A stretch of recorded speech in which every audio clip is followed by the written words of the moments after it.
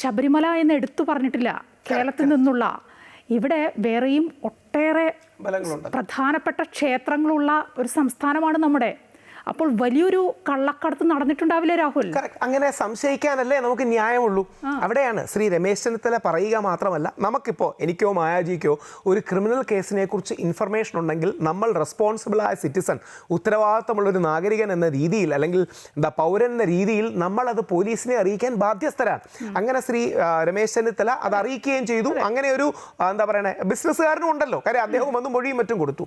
ഇനിയും ഇതിൻ്റെ ഡീറ്റെയിൽസ് നമുക്ക് എടുക്കണം. അതായത് എവിടെ നിന്നാണ് ഈ വിഗ്രഹ സ്മഗ്ലിംഗ് ഒരു റിയാലിറ്റിയാണ്. ഇപ്പോൾ ഉദാഹരണം കൂടുതൽ നോക്കണ്ട, സുഭാഷ് കപൂർ തമിഴ്നാട്ടിൽ നിന്നുള്ള പല വിഗ്രഹങ്ങളും അവിടെ നിന്ന് കടത്തിയതിന്റെ പേരിലാണ് ഇപ്പോൾ അദ്ദേഹം അറസ്റ്റ്. പറഞ്ഞതിൽ നിന്ന് പത്മനാഭസ്വാമി ക്ഷേത്രത്തിലെ വിഗ്രഹങ്ങൾ കടത്താൻ വരെ നടന്നു എന്ന് വരെ പറയുന്നുണ്ട്. നടന്നോ ഇല്ലേ അതൊന്നും നമുക്കറിയില്ല. പക്ഷെ അതിൽ നിന്ന് പത്മനാഭസ്വാമി ക്ഷേത്രം വരെ വന്നു അതിനകത്ത്. കാര്യം ഇതൊരു വലിയ മാർക്കറ്റാണ്. ഇത് സാധാരണ ആൾക്കാർക്ക് മനസ്സിലാണെങ്കിൽ സിമ്പിളായിട്ട് മാർക്കറ്റ് എന്ന് പറഞ്ഞാൽ വിപണന മൂല്യവും അല്ലെങ്കിൽ ഏതെങ്കിലും ഒരു വസ്തുവിന് വില കിട്ടുന്ന ഒരു സ്ഥലം, ഇതാണ് മാർക്കറ്റ്. അപ്പം നമ്മുടെ ഈ പഴയ ആൻറ്റി കാര്യങ്ങൾക്ക് അന്താരാഷ്ട്ര തലത്തിൽ അവയുടെ historical value, heritage value, sculptural value തുടങ്ങിയ കാര്യങ്ങൾ കൊണ്ട് വലിയൊരു മൂല്യമുണ്ട്.